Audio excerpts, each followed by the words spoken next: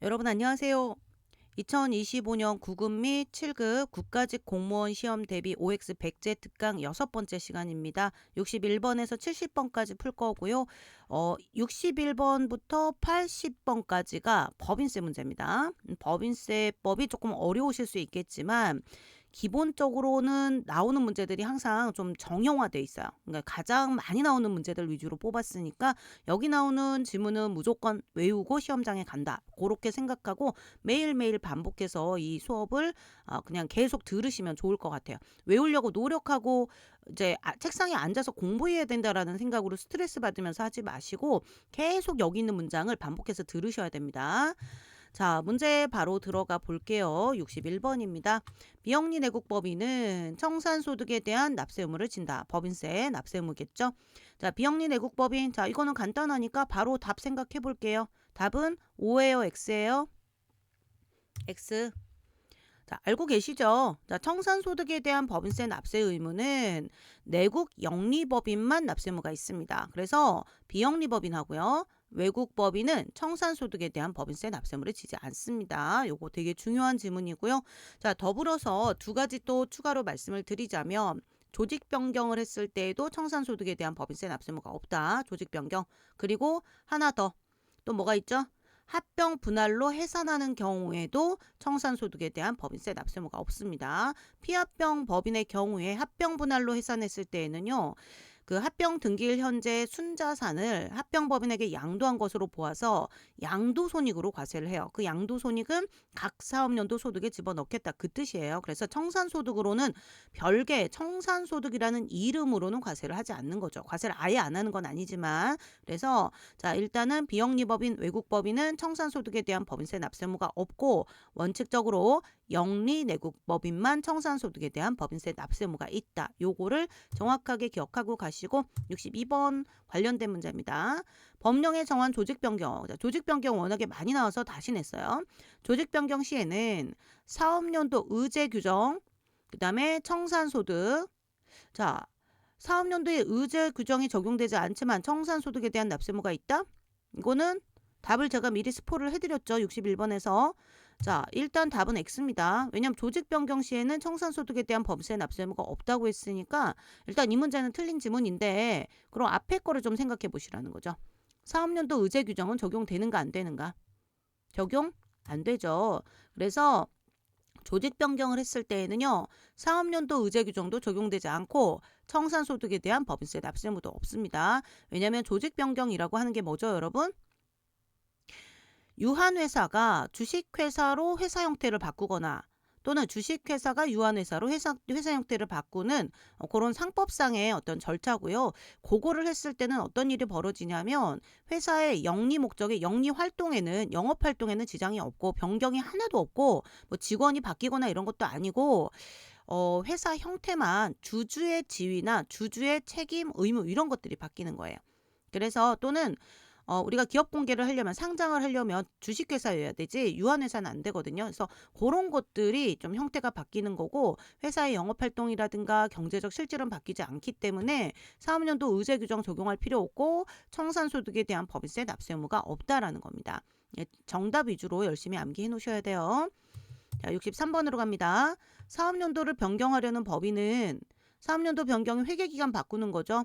네, 회사의 정관상 회계기간을 바꿨다고 하더라도 법인세법상 사업연도 변경 신고 안 해주시면 안 돼요. 그래서 자, 사업연도 변경 신고 기한, 사업연도가 변경되었을 때 변경 신고 기한이 언제인가? 자, 그 법인의 직전 맞고요. 사업연도 종료일 이전 3개월까지 납세지 관할 세무서장에게 신고하여야 한다. 자, 제가 답을 말하기 전에 잠깐 생각해 보세요. 답은 O인가요? X인가요? X. 왜요? 자, 왜 X인지 찾아보세요. 자, 사업연도 종료일 이전 3개월 이전이 틀렸죠. 그쵸? 이전이 틀렸습니다. 그럼 뭐로 바꿔야 돼요? 이후 3개월이죠. 이후 3개월. 그런데 세법에서는 이후라고 안 하고 사업연도 종료일부터 3개월이라고 표현합니다. 자, 그래서 뜻이 달라요. 읽어볼게요. 옳은 지문입니다. 사업연도를 변경하려는 법인은 끊고 그 법인의 직전 동그라미 사업연도 종료일부터 3개월 이내. 여러분 직전 사업연도 종료일부터 3개월 이내라는 의미는요. 사업연도가 종료하고 그 이후 3개월이라는 거예요. 사업연도 종료일이 12월 31일이면 그 다음 연도 3월 말일을 얘기하는 거예요. 자, 그때까지 일을 신고해야 됩니다. 변경 신고하려면. 그래서 종료일부터 3개월이란 종료일 이후 3개월 이내를 의미한다. 법조문이 약간 국어 여러분께서 그냥 일반적으로 생각하는 상식이라든가 또는 국어적인 그런 느낌하고는 좀 달라요. 조금씩 달라요. 그러니까 조문에 있는 그대로 정확하게 해석을 하셔야 돼요. 그래서 종료일부터 3개월 되셨죠? 종료일부터 3개월 기억하시고요. 자, 그런데 참고사항으로 우리가 종료일 이전 3개월을 어디서 봤어요? 어디서 봤냐면 재고자산 평가 방법 변경 신고를 할 때에는요. 사업연도 종료일 이전 3개월이에요. 그 얘기는 사업연도 종료일이 만약에 12월 말 여기다 적어놨죠. 12월 말 법인이라면 그 해 연도에 대한 재고자산 평가 방법 변경 신고는 같은 연도에 아직 사업연도 종료일이 되기 전에 9월 말일까지 변경 신고를 해야 되고 그래야 바뀌고 10월 1일 날 변경 신고하면 안 돼요. 왜냐하면 3개월은 통으로 비워놔야 되거든요. 예, 그래서 10월, 11월, 12월에 신고하면 재고자산 평가 방법 변경이 안 되는 거고 9월 30일까지 변경 신고를 해야 바뀌는 겁니다. 이게 2024년 9급 시험 문제 드디어 7급, 9급 통틀어서 국가직 시험에서 처음으로 재고자산 평가 방법 변경을 했을 때 임의 평가 방법 변경 시에 임의로 평가 방법을 자기 마음대로 바꿨을 때 우리 무신고시 평가 방법과 당초에 신고했던 평가 방법 중에 큰 금액으로 평가하는 세무조정 있잖아요. 세무조정 문제가 7, 9급 통틀어 국가직에서 처음으로 시험 문제 나왔어요. 실제로 세무조정을 하는 문제가 그러면 세무조정과 관련된 문제가 말 문제 말고요. 그래서 그거에서 어떻게 됐냐면 12월 말 법인이 10월 3일인가 4일인가 아무튼 평가 방법 변경 신고를 했거든요. 그러면 그리고 자기들은 바꿨다라고 생각했으니까 바뀐 방법으로 평가를 한 거예요. 그러면 그건 뭐가 된 거죠? 임의 변경이 된 거죠. 왜냐하면 9월 말까지 변경 신고를 해야 된다. 요거 제가 수업할 때 항상 하는 얘기죠. 재고자산 한 번만이라도 배우면 이 날짜 기억하실 거잖아요. 필기노트에도 정리 잘 돼 있고. 그래서 요거는 일단 이 두 개를 비교하면서 좀 공부를 하셨으면 좋겠어가지고 제가 뭐 사실은 사업연도랑 상관은 없지만 재고자산 평가 방법 변경 신고 기한까지 같이 적어드렸으니까 두 개 헷갈리지 않게 잘 기억하셔야 돼요. 다시 사업연도 변경 신고 기한 언제까지다? 종료일부터 3개월. 그 다음 재고자산 평가 방법 변경 신고는 사업연도 종료일 이전 3개월 기억해 놓으셔야 됩니다. 자, 굉장히 중요한 지문이었고요. 64번으로 가겠습니다. 자, 법인의 최초 사업연도 개시일. 네, 신설법인, 내국법인. 여러분 일단 생각하세요. 법인이 뭐죠? 법인? 갑자기 뜬금없이? 법인이 뭐예요? 세법에서 법에서 법인이 뭐예요? 등기된 단체이다. 그걸 기억하셔야 돼요. 등기된 단체이다. 등기된 단체는 언제 태어나죠? 최초 사업연도 개시일이 사람으로 치자면 태어난 날이잖아요. 생일이잖아요. 언제 태어나요? 등기해야 태어나겠죠. 어떤 등기? 설립 등기. 이렇게 외우시면 돼요. 이게 개념을 알고 외우시면 그렇게 어렵지 않아요. 그래서 일반적으로 내국법인은 우리나라에서 등기했을 거 아니에요. 그래서 설립 등기를 원칙으로 합니다. 그런데 자, 법인으로 보는 단체 포함이라고 돼 있고요. 자, 뒤에도 읽어볼게요. 아직 OX 얘기 안 하고 있어요. 좀 어디가 혹시 맞다라고 생각하면 O라고 생각하시면 되고 틀렸다라고 생각하면 어디가 틀렸는지 좀 찬찬히 보셔야 돼요. 단 최초 사업연도 개시일 전에 생긴 손익을 사실상 그 법인에 기속시킨 것이 있는 경우에는 조세 포탈의 우려가 없을 때에는 최초 사업연도 기간이 자, 이건 당연한 겁니다. 1년을 초과하지 아니하는 범위로 가셔야 되고요. 내에서 이를 당해 법인의 최초 사업연도 손익에 산입할 수 있는데 그렇다면 그 손익이 생긴 날부터 우리가 손익계산서를 작성을 해야 되니까 당연히 그때는 손익이 최초로 발생한 날이 되겠죠. 문장이 되게 길어요. 이렇게 긴 지문이 나오는가? 나오죠. 나옵니다. 예전에 비해서 2007년, 2008년 기출문제급이 아니고 그거의 문장 길이의 한 2배, 3배 되죠, 요즘은. 그래서 일단 이 문장을 좀 길긴 하지만 찬찬히 지금 제가 한 3초 정도 드릴 테니까 생각을 해보세요. 이 문제가 맞는 지문인가, 틀린 지문인가, O인가, X인가 기다리겠습니다. 답은 X. 왜요? 제가 아까 법인이 뭔지 왜 여쭤봤어요? 법인은 등기된 단체입니다. 등기된 단체는 설립 등기를 하면 태어나는 게 맞아요. 너무 중요하죠.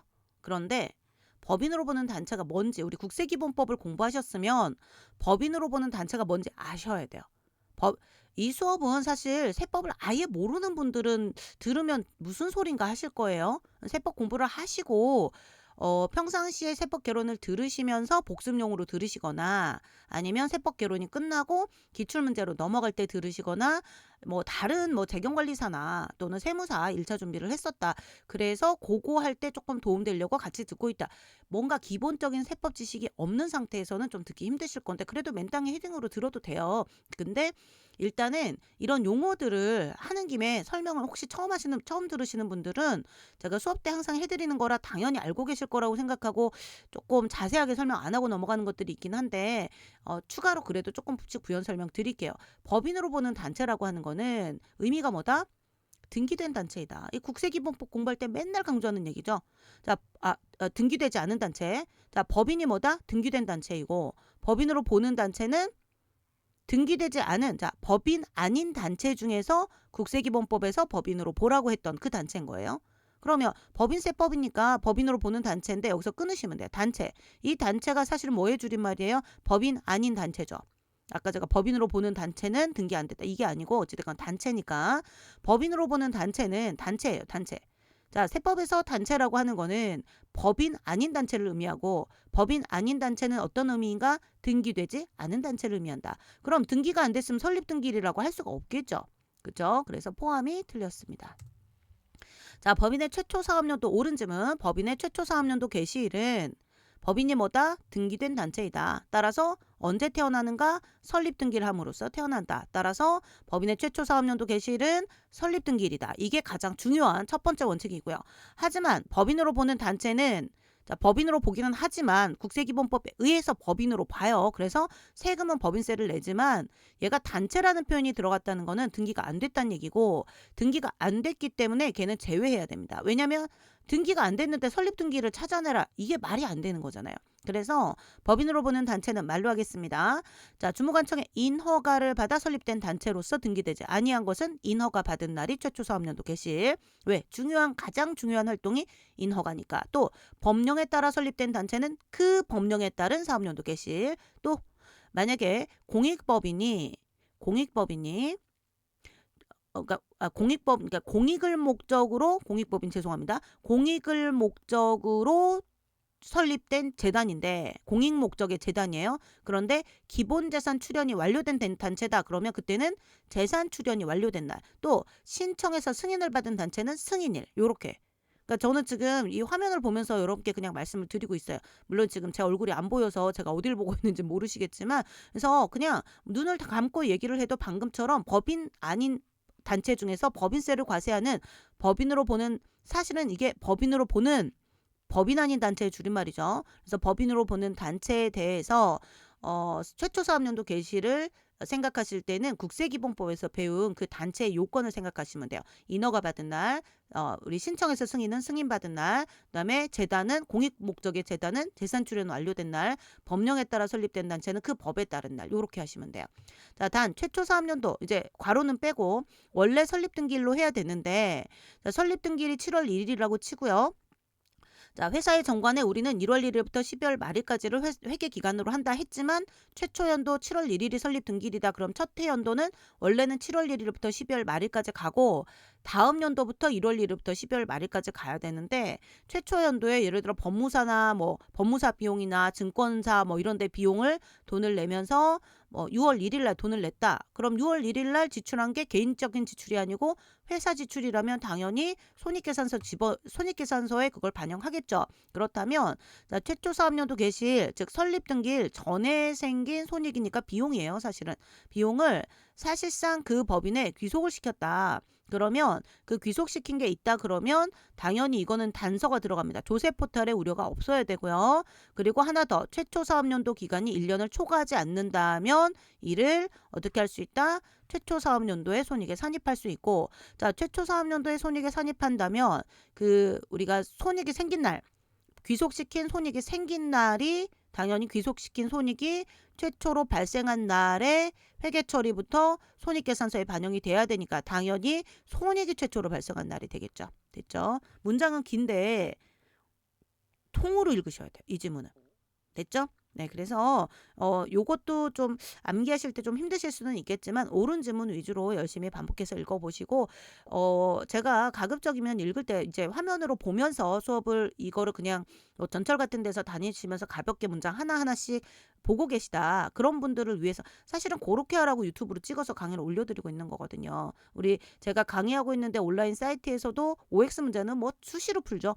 개론 수업할 때도 풀고 뭐 할 때도 풀고 풀어드리잖아요. 어떨 때는 바쁠 때는 안 풀기도 하지만 개론 때는 주로 이제 중요한 문제들은 풀어드리는데 요거를 수업에 분명히 내용이 있음에도 불구하고 일부 발췌를 해가지고 가장 중요한 거 위주로 이렇게 그 유튜브로 찍기로 결정을 한 거는 이제 여기저기 좀 이동하시거나 그럴 때 문장 한두 개라도 계속 끊임없이 보셨으면 좋겠어서 하는 거예요. 그래서 틈 나는 대로 계속 보시되 눈으로 이제 화면을 보실 때는 눈에 좀 보이라고 이렇게 좀 뭐라고 해야지 강조 표시를 해드린 게 나름대로 색칠을 한 거예요. 그래서 색칠이 안 된 부분도 중요한 것들이 있지만 색칠된 거 위주로 좀 열심히 공부를 하시되 문장을 통으로 외워야 될 때는 이렇게 길어도 한꺼번에 이제 한 번에 짧은 문장 61번 같이 짧으면 얼마나 좋겠어요. 근데 실제 시험 문제가 이렇게 길다 그러면 통으로 외우셔야 되는 지문이니까 그냥 통으로 열심히 반복해서 읽어보시고 시험장에서 틀린 지문을 보자마자 어디가 틀렸나 주로 이렇게 색깔 칠해진 부분들 위주로 바꿨을 거거든요. 그래서 색칠된 부분들 위주로 조금 처음에는 집중하시면 되겠습니다. 문장이 길다고 불편해하지 마시고 열심히 반복해 보세요. 자, 65번은 그나마 좀 짧네요. 이자 배당, 주식, 신주인수권, 출자 지분의 양도로 인한 수입, 유형 무형자산의 처분으로 인한 수입. 괄호 잠깐 건너뛰시고요. 자, 주어가 여기까지네. 비영리법인의 수익사업에 해당된다. 여러분, 비영리법인은 내국 비영리이건 외국 비영리이건 간에 수익사업에 대해서만 과세를 하는데 요거를 최근에 어떤 질문을 받았는데 수익사업을 아무 생각 없이 돈을 버는 사업이라고 생각하시더라고요. 아닙니다. 여러분, 그 소득세법은 열거주의 과세이고 법인세법은 포괄주의 과세다. 이런 거 배우죠. 자, 소득세법은 기본적인 과세 소득의 규정 방법 자체가 열거주의 원칙이고요. 법인세법은 포괄주의 원칙인데 법인세가 모든 법인세가 포괄주의인 게 아니에요. 이 비영리법인의 납세 의무는 열거주의라고 거의 생각하셔야 열거주의와 비슷하다라고 생각하셔야 돼요. 왜냐하면 비영리법인은 각 사업연도 소득에 대해서 과세할 때 수익사업에만 과세를 하거든요. 수익사업은 뭐 제1호부터 제6호까지 열거가 돼 있어요. 그래서 뭐 여기 있는 것들 그거 외우시라고 드린 건데 이자는 수익사업인가 아닌가 맞아요. 시험에 그거 나오거든요. 배당 수익사업인가 아닌가 열거 돼 있습니다. 자, 주식의 양도예요. 끝에 이제 같이 걸린 겁니다. 주식의 양도 수익사업 맞고요. 신주인수권의 양도는 주식이랑 항상 똑같아요. 이거는 소득세법상 양도소득 할 때도 똑같습니다. 소득세법상 양도소득에서 주식의 양도가 과세가 된다 그러면 신주인수권 양도도 과세가 되는 거예요. 신주인수권을 주식에 포함시켜서 보셔야 되고 출자지분 양도. 이게 왜 이름이 다르냐면 주식회사만 주식이라고 이름 쓰고요. 유한회사 한 명에서 합자회사는 출자지분이라는 이름을 쓰는 거예요. 네, 그래서 똑같은 거예요. 개념은. 자, 양도로 인한 수입. 수익사업 맞고요. 자, 유무형자산의 처분. 유형자산 처분, 무형자산 처분. 요것도 원래는 비영리법인의 수익사업이 맞습니다. 근데 이것뿐만이 아니라 계속적인 사업을 통해서 뭐 도매업을 한다든가 제조업을 한다든가 이런 것들도 다 수익사업이 맞거든요. 그런데 그렇다면 법인세를 과세한다. 제가 괄호를 안 봤죠. 1년 이상 계속하여 법령 또는 정관에 규정된 고유목적 사업에 직접 사용한 유형자산 및 무형자산은 제외한다. 아, 유무형자산 처분 손익 중에 처분 이익 중에서 제외하는 게 있나 봐요. 일단 거기까지 기억해 놓으시고 한번 봐 놓으시고 답이 O인지 X인지 잠깐만 생각해 보세요. 분명히 그럼 이 문제는 수익사업이다 아니다 해서 이제 정답이 달라질 거거든요. 자, 답은 뭔가요? O인가요? X인가요? X. 왜요? 자, 왜 X인지 한번 생각해 보세요. 왜 X인가? 잠깐 화면을 보면서 왜 X인가? 3년이죠. 3년. 자, 일단 이 문제는 사실 지문을 다 주황색을 칠하고 싶었어요. 이거 다 외우셔야 돼요. 이자 소득은 수익사업이다. 여러분 수익사업이다가 무슨 뜻이다? 수익사업이다. 비영리법인의 각 사업연도 소득으로 과세한다. 그러니까 비영리법인의 과세 대상 소득이다. 배당소득 수익사업이다 아니다? 이다. 주식의 양도 수익사업이다. 신주인수권의 양도 비영리법인의 수익사업이 맞다. 출자 지분의 양도 비영리법인의 수익사업이 맞다. 유무형 자산의 처분으로 인한 수입 수익사업이 맞다. 그리고 또 뭐가 있다? 예를 들어 제조업, 도매업 등등 개인 사업자가 혹시 사업을 한다면 사업소득으로 과세가 될 소득들 있죠. 그거를 저희가 그냥 사업소득이라고 불러요. 개인이라면 사업소득으로 과세가 될 거를 비영리 법인이 혹시 영리 우리 일부 수익사업으로 영위를 한다 그럼 그건 과세가 되는 거예요. 그래서 걔를 사업소득이라고 부르는데 아무튼 제조업, 도매업 등등 부동산 임대 같은 거를 비영리법인이 하면 그거는 개인 사업자의 과세 형평이잖아요. 개인이 만약에 하더라도 사업소득으로 과세를 하니까 비영리법인의 수익사업에 계속적인 사업 관련된 소득은 당연히 수익사업이고요. 그거 외에도 여기 이자부터 유무형 자산 처분까지 수익사업에 들어가는데 그래서 수익사업에 해당한다. 그래서 법인세 어떤 법인세? 각 사업연도 소득에 대한 법인세의 과세 대상 소득의 범위에 포함된다. 인데 여기에 3년 이상 고유목적 사업에 어디에? 고유목적 사업에 직접 사용했다. 그러한 유무형 자산은 혹시 팔아서 처분이익이 생겼어도 과세 못합니다. 그래서 제외하셔야 되는데 여기에 제외는 맞는데요. 글자 1년이 틀렸죠. 1년, 3년 이상 사용을 한 유무형 자산이어야 수익 그 처분이익을 과세하지 않는다. 그래서 요것도 잘 기억해 놓으세요. 요거는 그 시험에 제가 지금 여기서 OX의 포인트로 드린 1년, 3년은 아직 안 나왔어요. 우리 공무원 시험에서는 신주인 수권의 양도는 수익사업의 범위인가 아닌가 또는 이자 배당은 수익사업의 범위인가 아닌가 그거 정도까지만 나왔고 그러면 제가 항상 말씀드리지만 기출문제가 앞으로 제가 이렇게 말하면 좀 부끄럽지만 나름대로 그 문제 적중률이 높거든요. 그러니까 우리 합격수기들 보면 우리 기출변형 모의고사나 또는 단원별 모의고사 이런 데서 시험 문제 그것만 계속 10번 풀었는데 90점 맞았어요. 이런 학생들 꽤 많으세요. 물론 사실은 그거 전에 베이스는 있었어야죠. 근데 모의고사 문제를 여러 개를 안 하고 그것만 계속 진짜 10번을 풀었다는 거죠. 근데 보통 그 지겨워서 10번 안 하고 여러 개 푸시거든요. 근데 그분도 대단하신 분이시긴 한데 거의 문제를 통으로 외우고 들어가신 건데 그래서 그 적중률이 좀 높을 수밖에 없는 이유가 기출 베이스에서 기출 문제가 어떻게 나오냐면 기출 문제에서 약간 그 옆으로 내용이 번져요. 기출문제에서 나왔던 거에 옆에 근처 언저리에서 시험 문제가 나와요. 그래서 보세요. 이자랑 배당 신주인 수권 양도가 나왔어요. 그러면 수익사업의 범위에 이제 뭐가 나오겠어요? 그 언저리에 있는 유무형 자산의 처분. 그러면 분명히 유무형 자산 처분이 나오면 3년 이상 직접 고유목적에 사용했다 안 했다가 나올 거란 말이에요. 그래서 요거를 사실은 예상 문제. 기존에 있었던 이자 배당, 신주인 수권의 양도, 주식, 출자 지분 요런 거의 양도도 수익사업의 범위에 해당된다.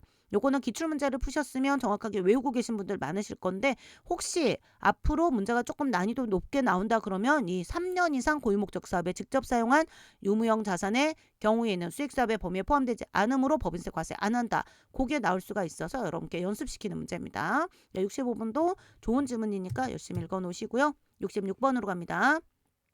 신탁이네요. 신탁 재산이 예를 들어서 상업용 건축물이다 그러면 그 상업용 건축물의 실제 소유자가 위탁자인데 그거를 신탁회사에 신탁법에 따른 신탁 등기를 함으로써 소유권 이전 등기를 해놓고 신탁회사가 관리하는 거죠. 자, 그래서 등장인물이 딱 3개입니다. 수익자, 위탁자, 수탁자. 그러면 누가 법인세로 과세할 거냐? 이게 이제 문제가 됩니다. 읽어볼게요.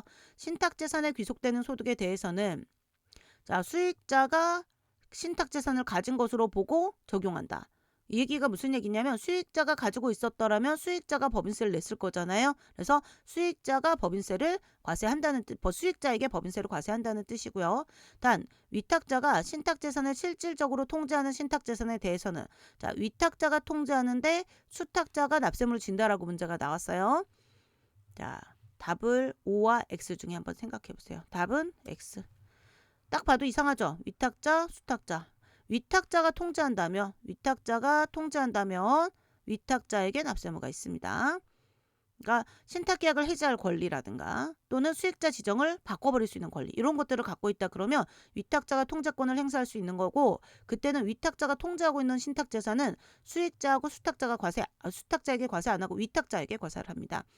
자, 요거는 제가 신탁 관련해서 특강을 조금 한 번씩 하잖아요. 그래서 이거 뭐 이게 재작년에 해놓은 거가 개정이 없어서 그거 그대로 쓰고 있는 것들이 있는데 나중에 뭐 필요하면 또 유튜브로도 질문이 많이 들어오면 강의는 해드릴게요. 근데 일단 법인세법상 이 지문만 외워도 좀 도움 되실 거예요. 이게 법인세법에도 신탁재산 관련된 납세 의무가 있고 소득세법에도 있고 부가가치세법에도 있는데 다 조금씩 달라요. 다 조금씩 다르니까 일단은 지금은 법인세법상 개념이다. 그거를 이해하시고요.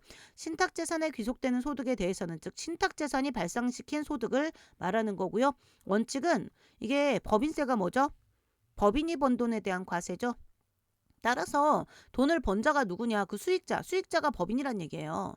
수익자가 법인이니까 법인세에서 언급이 되고 있는 거고요. 그래서 수익자가 신탁재산을 가진 것으로 보고 법인세법을 적용한다. 만약에 수익자가 개인이라면 이 지문은 소득세법에 있어요. 근데 상관이 없어요. 똑같은 지문이라서. 어찌됐건 법인세법, 소득세법의 원칙적인 신탁재산에 대한 납세문은 누가 지는 거다? 돈을 버는 자. 누가 벌었어요? 수익자가 벌었죠. 그래서 원칙은 수익자 과세. 단 수익자 과세라고 합니다. 단 위탁자가 통제하고 있어요? 신탁재산을? 그럼 사실 위탁자가 받아서 수익자한테 용돈 줘야 되는 거를 그냥 수익자한테 다이렉트로 입금해 주세요. 그렇게 한 거에 지나지 않는 거예요. 그랬을 때는 누가 납세물을 진다? 위탁자가 통제하면 위탁자가 납세물을 져요. 여기까지는 소득세법하고 법인세법이 동일한 규정이고요. 자, 뒤에 파란색으로 표시한 부분이 뭐냐면 밑에 이게 법인과세 신탁이라고 부르는 거죠. 여러분 법인과세 신탁은 수탁자 과세죠. 수탁자 과세. 요거는 이론을 한번 들으신 분들이 정리하는 내용이라고 말씀드렸어요. 혹시 나중에 필요하시면 관련된 이론을 제가 이제 강의는 해드릴 건데 지금은 OX에 집중하셔가지고 보시면 되고요.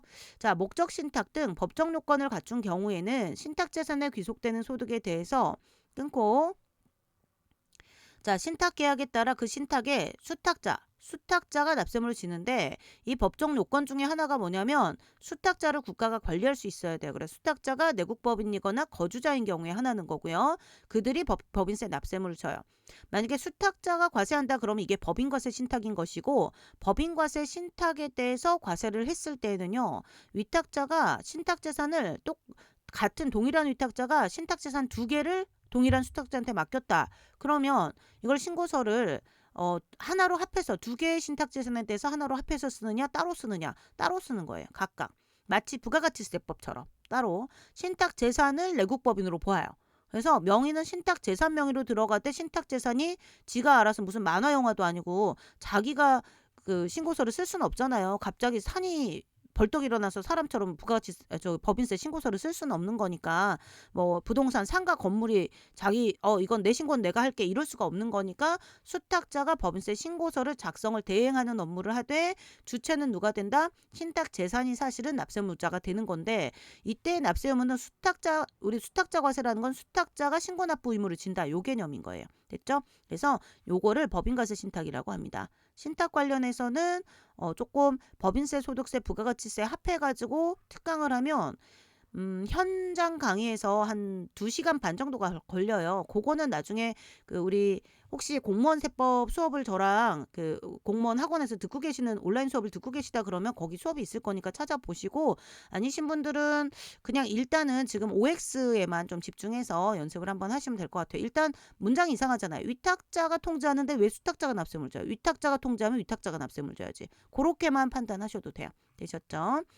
어려운 지문이긴 한데 상당히 중요한 지문이라 신탁재산 관련해서는 시험에 요새 되게 자주 나오고 있어서 그냥 이 문장 하나로 그래도 한 번 정도는 좀 정리하는 시간을 가지셨으면 해가지고 문장이 좀 답이 길지만 설명을 해드렸습니다. 67번 국내 사업장이 없는 외국법인으로서 부동산 운영으로 인하여 발생한 소득 또는 국내 자산의 양도소득이 있는 법인은 따로 사업연도를 정하여 자, 소득이 최초로 발생하게 된 날부터 3개월 이내에 사업연도를 정해서 신고해야 되는 외국법인을 얘기하는 거네요. 자, 답을 찾아볼게요. 답은 O인가요? X인가요? 자, 생각해 보세요. 답은 X. 왜요? 자, 요거 틀렸죠? 3개월, 1개월. 읽어보겠습니다.